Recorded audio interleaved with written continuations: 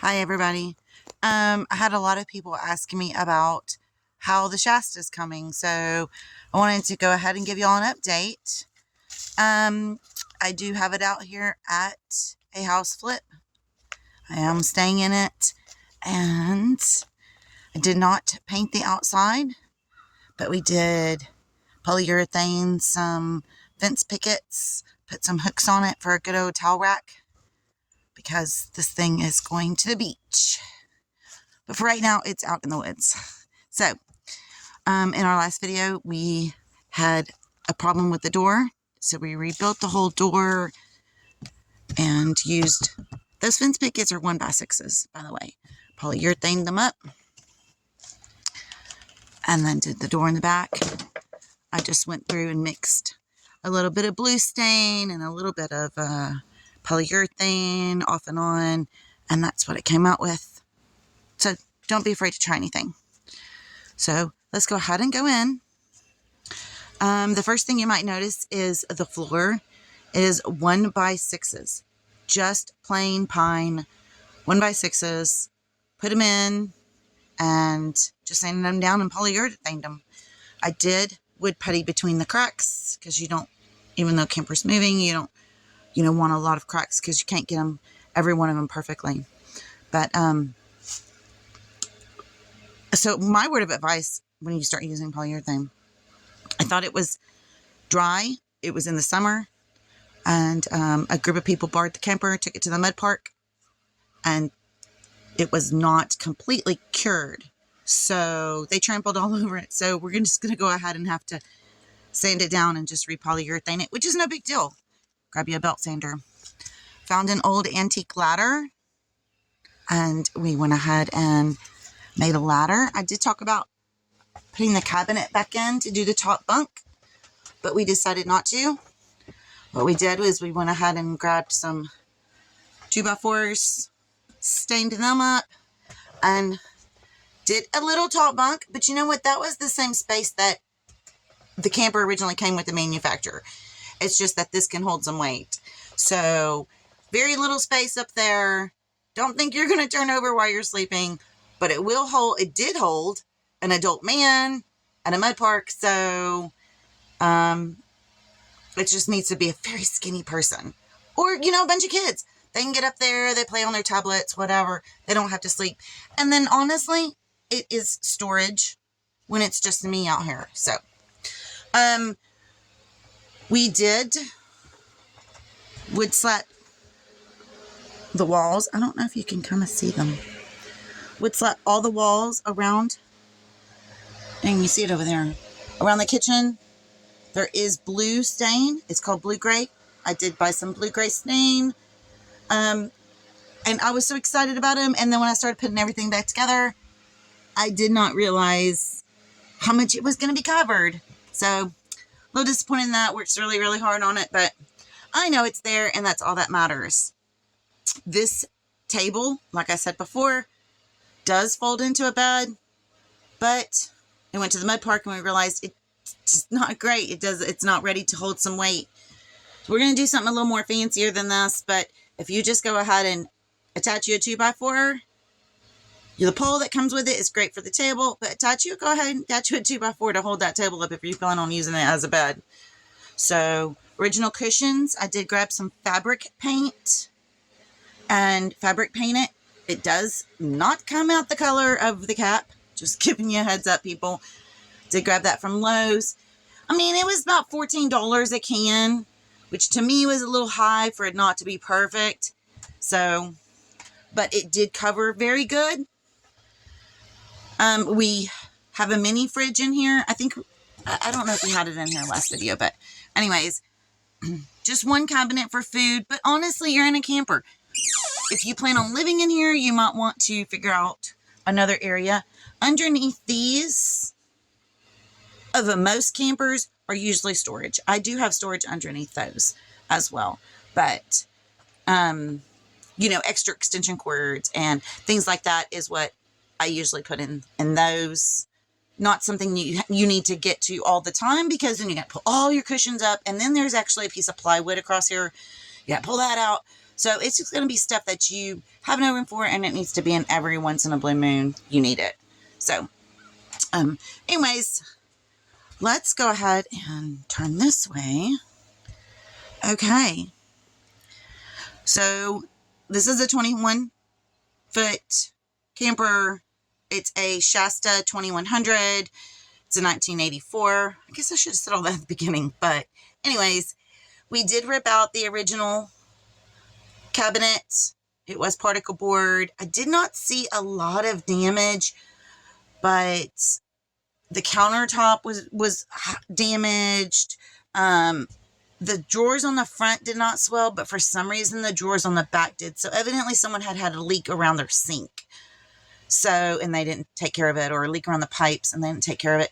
So instead of replacing drawer by drawer and just the countertop, I had a friend who gave me this. It is actually, I guess, a bathroom vanity because it's a little smaller, but I don't know, but it's solid wood, and they gave it to me. And so I stuck it in here and I love it. Threw on some new knobs. It was absolutely free. So we did find some tile. I'm going to tell y'all a little bit of secret. This is stick tile. Stick tile. So you can do so much very, very cheap. Oh, there's some more of that wood slat that I did with the blue-gray stain. We did pull out the stove, and I made a little kitchenette. I feel like, you know, if you're using it for camping, you're outside. I'm an outside person. Anyways, I wanted to customize this to my liking, and I do everything outside. So we grill outside. Everything happens outside. I do not need an oven in here. It's too small of a space to be cooking on an oven anyways, honestly. I wanted to go ahead and leave this open until I made this video to show you the huge difference. Now, you can do regular tile, but to keep in mind, you have to stay light. And I know a lot of people are like, yeah, but you just put real wood flooring and real wood cabinets. Well, that wood flooring is a 1x6. Is still light. You could still pull this camper with a 1/2-ton truck. So I went with stick tile. For one, I had found it on clearance, and I was like, oh, let's try it. And I just had to screw it up. You know, little bitty screws, but I mean, no one noticed them. But I wanted to show the difference. And this was the original wallpaper. And this is the more modern look that it has come out to be. I did find these are the original cabinets up here. Have not changed out my 8-track player yet, but I'm going to. I don't know if you remember in the first video, real wood trim work, not all of it. So I did go ahead and keep that. I'm not completely 100% done. So, oh, another tip. Unless you want to take everything down every time the camper moves, screw it to the wall. Just a tip. Screws just fine. Find out where the edge of the glass is so you don't break your glass. Okay. So this is still the original breaker box. I am tripping on my 12 volt. So we do have our 12 volt off, but it works. It's just after a while of being on, it will go ahead and trip. Well, actually, I had a little spark, not really trip. So if my son is watching this, he'll correct me. So that is still the original fused breaker box. Oh, we did go ahead and stick a top bunk. This is a twin top bunk. An adult man did sleep up here. And this is the original full, like I had told you. It's got the curved mattress right here. So I did go ahead and keep the cabinets here. So the person on top bunk has their own personal storage. But I have not painted those yet. And of course, we have a few other things as for painting everything. Stuck a hat rack, like we talked about before. Plenty of storage everywhere, sheets, blankets. I mean, honestly, even though it's a small camper, you've got everything that you need. I don't know about living in here, but for one person, you really could. I think it turned out really, really good. Oh, and you see that streak right here? That is actually part of the pine. It's called blue pine. So that is not anything that I did. I just grabbed a board that had some blue pine on it. Some people love blue pine and some people don't. So let's go ahead and see what we did the bathroom. Huge difference, if you can see already. I kept the original mirrors in the cabinet doors. I really like that. Just to give you a heads up, that is stick tile too. This gray on the wall is stick tile. I had to go very, very light, but I also had to be durable. So just thin wallpaper I felt was not durable. I don't know. We're a big family and we like to play, everybody. So I might have teenage boys in here. I might have young grandkids writing on the walls. I need something I could wash with a washcloth and soap and something that's not going to get scratched and torn and poked. So honestly, you run your screws in a line. You stick it up with screws and run your screws in a line. To me, it looks good. I mean, though no one's noticed it. So, same thing with these other pictures. Had to go ahead and screw them to the wall. They haven't moved a bit. We did get the shower and everything working. Got us a rainmaker up there. And I don't know. I wanted something a little bit different on the pipes, but keep in mind I got kids in here and they need to know hot and cold. So the shower didn't come out as fancy as I wanted it, but it's okay. Because keep in mind, the shower has to bounce off of the sink because that's how it was originally made. There are no shower pipes on the wall. So that's all we did was we came underneath the sink and bounced back off. It was super easy. So we went ahead and did our towel rack. That is a towel rack, everybody. Two-toned it, just a little painter's tape. So this actually was not very expensive to get done. I stay out here. We have TV, DVD player. We hotspot. So the only thing I do not have is I did rip out.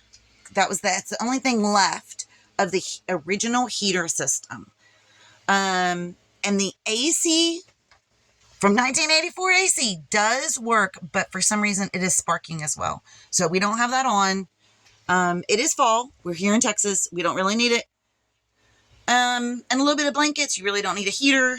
So I think we're going to go ahead and put a mini split on here. I have read and heard a lot of people that have done it, and I really think that's going to be a great idea. It's going to give me some heat and some cool. I can get a really, really small one. Oh man, less than $500. Easy to install. So I just want to let everybody know where it stands. I had some people talking about it. So you put a mini split, you don't need this. That's all remote control. And we could have heat and cool. We won't have to worry about space heaters. We won't have to worry about propane. We won't have to worry about, anything. So, like I said, we do have all the 12 volt in here does work, but we do have it off. So we do have all of the 12 volt. And I mean, I don't know, y'all just go ahead and let me know. Get a better look on the floor. Now keep in mind, y'all, I did say that those adults rampaging through here at the mud park. It's my fault. I should have did the floor a little bit sooner. I knew when they were taking it and I didn't, and it wasn't completely cured, but everybody was like, are you sure you want to do that? It is going to be heavy. I'm actually really impressed. It was easy to pull. Did not become heavy because you're spreading the weight out. Did not become heavy at all. So a little kitchenette is about all you need. Oh, here is a better shot of how the wood slats. I mean, we did it all behind this top bed. Now, this top bed was not completely It's not tall enough for a twin, only because a twin mattress would have made the bed come right up to here. So we had to go ahead and throw some of that foam stuff in here. But like I said, because of the space, it's just going to be a kid. You can actually not put a bed up here. You can put cabinets. But even with the 2x4s, the flooring, the real wood cabinet, that bed, 2x4s, we're so easy to pull.